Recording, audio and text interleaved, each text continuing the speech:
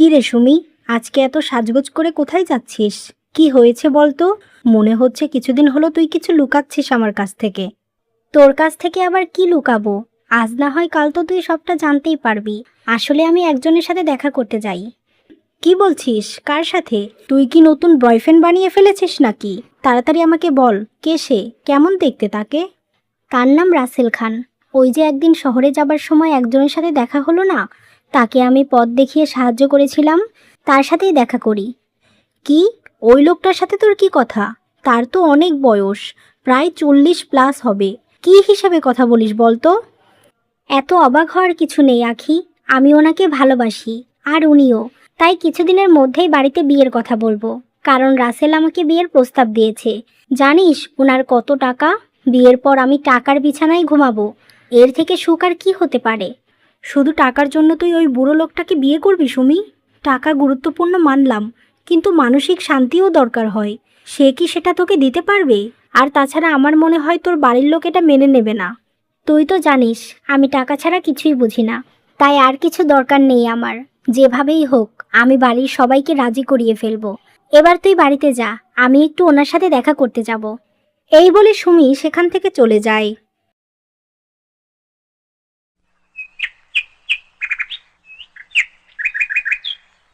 মা, ভাবি, তোমাদের সাথে একটা গুরুত্বপূর্ণ কথা বলার জন্য ডেকেছি। শোনো, আমি একটা ছেলেকে খুব ভালোবাসি, আর তাকে খুব তাড়াতাড়ি বিয়ে করতে চাই। তোমরা তার সাথে কি কথা বলবে? বাবা, তাই নাকি? এতদিন বিয়ের কথা বলে বলে তোমাকে রাজি করাতে পারছিলাম না, আর আজ তুমি নিজেই বিয়ে করতে চাইছো? তাহলে তো ভালোই, তাই না মা? হ্যাঁ, ভালো। কিন্তু তুই কাকে ভালোবেসেছিস? সে কি করে? বাড়ি বা কোথায়? সেটা আগে বল, তারপর বিয়েতে এগোনোর কথা বলবো। আমি যাকে পছন্দ করেছি তাকে সবারই পছন্দ হবে। তার কিছুরই অভাব নেই। সে অনেক ধনী। বিয়ের পর সব কিছু আমার হবে। দাঁড়াও, তোমাদের রাসেলের ছবি দেখাচ্ছি। এই বলে সুমি তার ভাবি আর মাকে রাসেল খানের ছবি দেখায়। এ কি সুমি, তুমি কি মজা করছো নাকি? এই বুড়ো লোকটা কি করে তোমার স্বামী হবে? এ তো তোমার বাবার চেয়েও বড়। না না, যতই টাকা থাকুক, এই বিয়ে কিছুতেই হতে পারে না। হ্যাঁ বৌমা, তুমি একদম ঠিক কথা বলেছ। শোন সুমি, তুই যা ইচ্ছে তাই কিন্তু করতে পারিস না। টাকার লোভে এই বুড়োটাকে তুই বিয়ে করতে চাইছিস? তুই যথেষ্ট সুন্দরী, অনেক অনেক ভালো ছেলে পাবি তুই। মা দেখো, আমি বেশি কথা বাড়াতে চাই না। আমি রাসেলকেই বিয়ে করব। বয়স দিয়ে কিছুই হয় না, আমার শুধু টাকা চাই ব্যাস। তোমরা রাজি না হলে আমি রাসেলের কাছে চলে যাব, আর তারপর আমাদের বিয়ে হবে। জানো তো, আমি যা বলি তা করি। এই বলে সুমি চলে যায়। মা, এবার কি করবেন? রাজি না হলে আমাদের তো মান সম্মান কিছুই থাকবে না। যদি সুমি ভালো থাকে, তাহলে আর আমাদের আপত্তি করে কি লাভ বলেন? এখন অনেক মেয়েরা আছে, একটু বয়স বেশি ছেলেদের পছন্দ করে। সুমিও হয়তো ওদের মধ্যেই একজন। সুমিকে নিয়ে আমার খুব ভয় বৌমা। ওর মনে কি আছে কে জানে। যদি সত্যি ও ভালোবেসে বিয়ে করে তাহলে করুক, কিন্তু যদি শুধু টাকার জন্য বিয়ে করে তাহলে তো ওর ভবিষ্যৎ ভালো হবে না। আপনার চিন্তার কারণ আমি বুঝতে পারছি মা, কিন্তু কি আর করবেন? আপনি বিয়েটা মেনে নিন। বিয়ের পর সুমিকে আমি আর কোনো ভুল সিদ্ধান্ত নিতে দেব না। রাজি না হলে আমাদের মান সম্মান কিছুই থাকবে না মা। এভাবেই তারা কথা বলতে থাকে। এরপর বেশ কিছুদিনের মধ্যেই খুব ধুমধাম করে সুমি আর রাসেল খানের বিয়ে হয়ে যায়।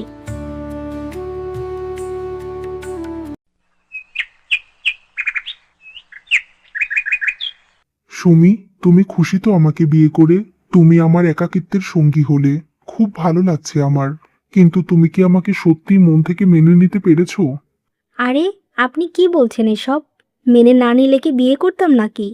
আপনি আমার স্বপ্নগুলো পূরণ করবেন, ব্যাস, আমি তাতেই খুশি। আচ্ছা সুমি, তুমি আমার মতো বয়স্ক লোককে কেন বিয়ে করলে? তুমি তো ইচ্ছে করলেই কম বয়সী সুন্দর ছেলেকে বিয়ে করতে পারতে। আমাকে তুমি ভালোবাসো তো, নাকি শুধু টাকার জন্য? চুপ করুন তো আপনি। শুধু টাকার জন্য কেন ভালোবাসবো? আপনাকে আমি এমনিতেও ভালোবাসি, আর আপনি সেটা ধীরে ধীরে বুঝতে পারবেন। এত তাড়াতাড়ি কি কাউকে চেনা যায় বলেন? এখন এসব কথা বাদ দিন, চলেন আমরা খেয়ে নেই। এই বলে তারা দুজনে খাবার খেতে যায়। এভাবেই সুমি বিয়ের পর রাজরানীর মতো জীবন কাটাতে থাকে। তার যখন যা ইচ্ছে সে তাই করত। কোনো কিছুরই অভাব ছিল না তার। এমনভাবেই বেশ কয়েক মাস কেটে যায়। একদিন, আচ্ছা রাসেল সাহেব, আপনাদের তো অনেক দিনই বিয়ে হয়ে গেল। আমার ননদ কেমন? সব কিছু ঠিকঠাক আছে তো? ও কি আপনার সাথে ভালো আচরণ করে?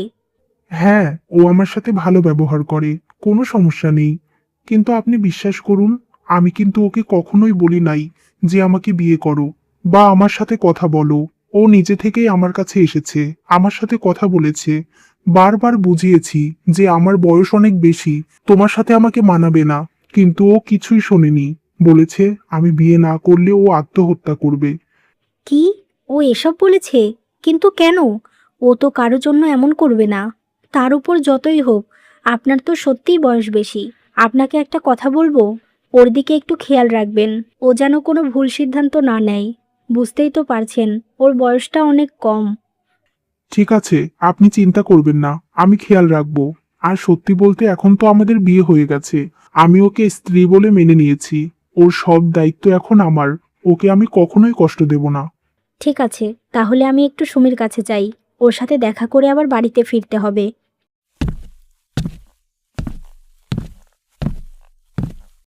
সুমি, আমি বাড়িতে যাচ্ছি। তুমি সাবধানে থেকো কেমন? আর শোনো, তুমি আর কোনো ভুল সিদ্ধান্ত নিও না। রাসেল সাহেব তোমাকে খুব ভালোবাসে। ওনার প্রতি তুমিও ভালোবাসা আর সম্মান রেখো। হ্যাঁ হ্যাঁ ভাবি, এসব নিয়ে তোমাকে আর ভাবতে হবে না। আমি তো তাকে ভালোবেসেই বিয়ে করেছি। অবশ্যই তাকে আমি সম্মান করব। আসলে কি বলো তো, তুমি আমার ননদ, আমি তোমাকে খুব ভালো করে চিনি। একটা কথা মাথায় ঢুকিয়ে নাও, মেয়েদের বিয়ের পর স্বামী ছাড়া অন্য কোনো পুরুষ কিন্তু সত্যিকারের ভালোবাসে না। অন্য ছেলেরা ব্যবহার করে ছুঁড়ে ফেলে দেয়। এসব তুমি আমাকে কেন বলছো? তুমি কি ভাবছো আমি অন্য কারোর সাথে সম্পর্কে আছি? শোনো ভাবি, এসব বাজে কথা বলা বন্ধ করো। আমাকে আমার মতো করে জীবন কাটাতে দাও। শুধু শুধু বাজে কথা বলে আমার সংসারে অশান্তি বাঁধিও না। তোমাকে সাবধান করার দরকার ছিল, তাই করলাম। এবার বাকিটা তোমার ইচ্ছে। আমি এখন আসি। এই বলে নীলা বাড়িতে চলে যায়। ভাবি হঠাৎ এমন কথা কেন বলল? আকাশের বিষয়ে কি কিছু জেনে গেছে? না না, তা কেন জানবে? আমি তো ওর বিষয়ে কাউকেই বলি নাই। হয়তো এমনিতেই ভেবে বলেছে। যাই হোক, আমি তো এই বুড়োটার সাথে কখনোই সারা জীবন থাকবো না। ওর সব কিছু নিয়ে আমি আমার ভালোবাসার মানুষের সাথে জীবন কাটাবো। আর এই বুড়োটাকে বোকা বানানোও খুব সহজ। এমনভাবেই সুমি নানা রকম কথা ভাবতে থাকে। এভাবেই বেশ কিছুদিন কেটে যায়। একদিন, এ কি সুমি, এত বড় ব্যাগ নিয়ে কোথায় যাচ্ছ? কখনো তো এত বড় ব্যাগ নিয়ে তোমার মায়ের বাড়ি যাওনি। আপনি আবার আমাকে প্রশ্ন করছেন? আপনাকে কতবার বলেছি যে এসব অদ্ভুত প্রশ্ন আমাকে করবেন না? আপনাকে বিয়ে করেছি বলে কি সব কাজ আপনার হুকুম মতো করতে হবে? আমার কি কোনো ইচ্ছে থাকতে পারে না? তুমি এত রেগে যাচ্ছ কেন? আমি তো তোমাকে সেভাবে কিছু বলিনি, এমনি জিজ্ঞেস করছিলাম। আচ্ছা, তুমি কতদিন থাকবে? তোমাকে ছাড়া এই বাড়িতে কিন্তু আমার ভালো লাগে না। শোনেন, অনেক দিন এখানে থেকেছি, এখন আর ভালো লাগছে না। তাই মায়ের বাড়িতে কিছুদিন থেকে আসব। মন যেদিন চাইবে চলে আসব। আপনি কিন্তু ফোন করে আমাকে ডিস্টার্ব করবেন না বলে দিলাম। ঠিক আছে, তোমার যা ইচ্ছে করো, কিন্তু চেষ্টা করো একটু তাড়াতাড়ি বাড়িতে ফিরতে। ইচ্ছে হলে বাড়ির গাড়িটা নিয়ে যেও। আমার কোনো গাড়ি লাগবে না, আমি অন্য গাড়ি ধরে চলে যাব। আসি তাহলে।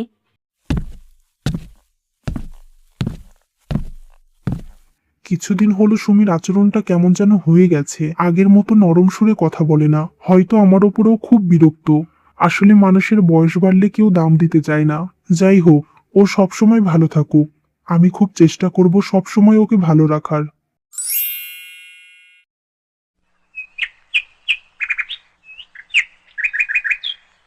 আচ্ছা আকাশ, আমরা আর কতদিন এভাবে থাকবো? এতদিন তোমার বন্ধুর বাড়িতে ছিলাম, আজ তুমি এই হোটেলে কেন নিয়ে এলে আমাকে? এগুলো আর ভালো লাগছে না। তুমি আমাকে বিয়ে কবে করবে বলো তো? তুমি এত তাড়া দিচ্ছ কেন বলো? তোমার বুড়ো স্বামীর কাছ থেকে যে এতগুলো গয়না নিয়ে এসেছো, সেগুলো দিয়ে আগে কিছুদিন এনজয় করি, তারপর বিয়ে করে দুজনে একদম ধনীদের মতো করে জীবন কাটাবো। তুমি এগুলো বলে আর আমাদের সুন্দর মুহূর্ত নষ্ট করো না তো। না না আকাশ, আমি এভাবে তোমার সাথে থাকতে পারবো না। তুমি আমাকে আজকেই বিয়ে করো। আর ওই টাকা ভর্তি ব্যাগটা কোথায় রেখেছো? ওটা তো দেখতে পারছি না। ওটা আর তুমি দেখতেও পারবে না। শোনো, আমি তোমাকে বিয়ে করতে পারবো না সুমি। তোমার তো একজনের সাথে বিয়ে হয়ে গেছে। একটা বিবাহিত মেয়েকে কেন বিয়ে করব আমি? তুমি তো খুবই স্বার্থপর। তোমার মতো মেয়েকে বিয়ে করে কি আমি আমার জীবনটা শেষ করব নাকি? কি? এসব তুমি কি বলছো আকাশ? আমি স্বার্থপর? তুমি আমাকে বিয়ে করবে না? তাহলে কেন আমাকে আসতে বলেছো? কেন এতগুলো টাকা নিলে তুমি? আমাকে যদি তুমি বিয়ে নাই করবে, তখন আমার টাকাগুলো দাও, আমি চলে যাব। আর কখনো আসবো না তোমার কাছে। টাকা তো তুমি পাবে না, আজকে টাকার সাথে সাথে তুমিও আমার হবে। আর তারপর আবার তোমার ওই বুড়ো স্বামীর কাছে চলে যেও, কেমন? আকাশ, তুমি এতটা খারাপ মানুষ? আমার ভাবি ঠিক কথা বলেছিল, বিবাহিত মেয়েকে কোনো ছেলেই সত্যিকারের ভালোবাসে না। আকাশ, তোমার যত টাকা লাগে তুমি নাও, কিন্তু আমার জীবনটা শেষ করো না। তুমি আমাকে ছেড়ে দাও প্লিজ, আমি কথা দিচ্ছি, এই কথা আমি কাউকে বলবো না। আমাকে ছেড়ে দাও তুমি। সত্যি বলছো তো? যদি তুমি কাউকে এই কথা বলো, তাহলে কিন্তু তোমাকে আমি তুলে নিয়ে আসবো, আর আমার বন্ধুরা মিলে তোমাকে শেষ করে দেব। না না, আমি কথা দিচ্ছি, কখনো আমি এই কথা কাউকে বলবো না। তুমি শুধু আমাকে ছেড়ে দাও। এমনভাবেই সুমি অনেক অনুরোধ করার পর আকাশ তাকে ছেড়ে দেয়। আমি এখন কোথায় যাব? সবাইকে কি করে মুখ দেখাবো? কেউ তো আমাকে বিশ্বাস করবে না। আর আর রাসেল তো বিশ্বাস করবেই না।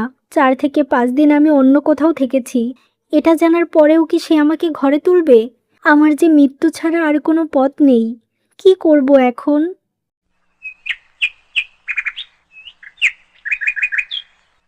আপনার একজন পরিচিত লোক অ্যাক্সিডেন্ট করেছে, তার খুবই খারাপ অবস্থা।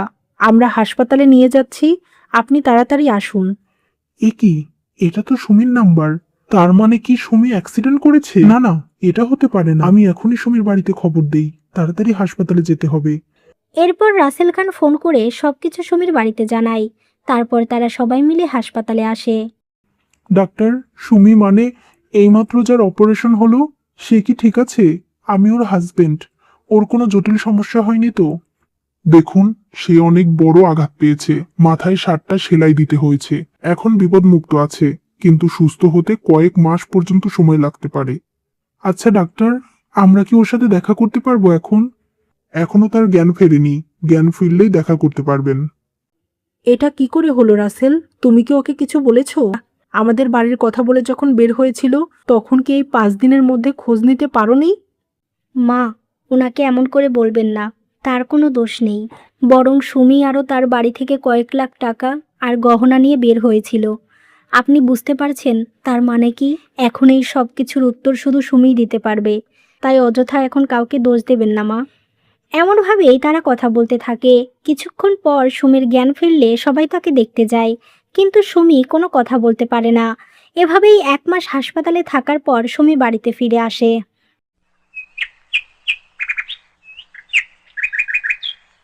সুমি, এবার তুমি বলো তো, কি ঘটেছিল তোমার? অ্যাক্সিডেন্ট কি করে হলো? আর তুমি এত লাখ লাখ টাকা আর গহনা নিয়ে কোথায় গিয়েছিলে? আর সেই টাকা গহনাই বা এখন কোথায়? থাক না, এখন আর এসব বলে লাভ কি? যা হওয়ার তা তো হয়ে গেছে। ও এখন সুস্থ আছে, এটাই তো অনেক। না না, আমাকে সব বলতে হবে। আর আপনিই বা কেন একজন ভুল মানুষের সাথে সংসার করবেন? হয়তো এতগুলো টাকা গহনা আমি ফিরিয়ে দিতে পারবো না, কিন্তু যা পারবো তা দিয়ে দেব। আসলে আমি একজনকে বিয়ের আগে থেকেই ভালোবাসতাম, কিন্তু তার কোনো টাকা পয়সা ছিল না। আর আমারও ভালোভাবে জীবনযাপন করার খুব ইচ্ছে ছিল, তাই আপনাকে বিয়ে করি। আর তারপর আপনার বিশ্বাস অর্জন করে অনেক টাকা গহনা নিয়ে আমি ওর কাছে গিয়েছিলাম। আমার সাথে খারাপ আচরণ করেছে, সেসব আর আমি বলতে চাই না। কি? তুমি শুধু আমাকে ব্যবহার করলে সুমি? আমি তো তোমাকে খুব ভালোবাসি। হয়তো বয়সটা বেশি, কিন্তু ভালোবাসায় কি বয়সটা ম্যাটার করে? তুমি টাকা নিয়েছো, এতে আমার কোনো কষ্ট নেই, কিন্তু আমাকে ঠকালে। আমি অনেক বড় ভুল করেছি, না না, পাপ করেছি। আমি জানি আপনি আমাকে ক্ষমা করতে পারবেন না, কেউই পারবে না। আমাকে আপনি ডিভোর্স দিয়ে দিন, আমি আপনার যোগ্য নই। আপনার মতো ভালো মানুষের সাথে থাকার যোগ্যতা আমার নেই। একটা কথাই শুধু বলবো, আমাকে ক্ষমা করুন আপনি। তোমাকে ক্ষমা করা যায় না সুমি। তুমি একজন ভালো মানুষের সাথে বিশ্বাসঘাতকতা করেছো, তার জীবন নিয়ে খেলেছো। তোমাকে আমি বারবার সতর্ক করেছি, কিন্তু তুমি তো আমার কথার গুরুত্বই দাওনি। আমি অনেকদিন আগেই আন্দাজ করেছিলাম। এটা তুমি কি করলে? তুমি এতটা পাল্টে যেতে পারলে? কিন্তু বিয়ের পরেও যে এসব চালিয়ে যাবে, তা আমি কল্পনাও করতে পারিনি। তোমাকে ক্ষমা করা যায় না সুমি। দেখো সুমি, আমি তোমাকে খুব ভালোবাসি, জানি তুমি ভুল করেছো, কিন্তু যদি সত্যি তুমি মন থেকে সবকিছু ভুলে যাও, নতুন করে জীবন শুরু করো আমার সাথে, তাহলে সবকিছু ভুলে গিয়েই আমি তোমাকে গ্রহণ করব। কিন্তু আমাকে কথা দিতে হবে, আমার এই বিশ্বাস তুমি আর ভাঙবে না। সত্যি আপনি আমাকে আপনার স্ত্রী বলে গ্রহণ করবেন? এত কিছুর পরেও? আমি সত্যিই খুব ভাগ্যবতী। আসলে বয়স দিয়ে কিছু হয় না, মানুষের মনটাই সব। আমি আপনাকে কথা দিচ্ছি, জীবনে আর কোনো ভুল করব না। শুধু আপনার বুকে আমাকে একটু ঠাঁই দিন। আপনারা কেউ আর সুমিকে দোষারোপ করবেন না। ওর ভুলটাও বুঝতে পেরেছে, আর ও তো নিজের শাস্তিও পেয়েছে, তাই আমি ওকে ক্ষমা করে দিলাম। আশা করি এবার থেকে সুমি খুব ভালোভাবে জীবন কাটাবে। আমি ওকে কালকেই আমার বাড়িতে নিয়ে যাব। এমনভাবেই রাসেল খান সুমিকে ক্ষমা করে দেয়। আর এরপর রাসেল সুমিকে আবারও তার বাড়িতে ফিরিয়ে আনে। এরপর থেকে সুমি আর কখনো রাসেল খানের সাথে খারাপ আচরণ করে না। ধীরে ধীরে তাদের দুজনের সম্পর্ক আরও গভীর হতে শুরু করে। আর এভাবেই সুখে শান্তিতে তারা জীবন কাটাতে থাকে।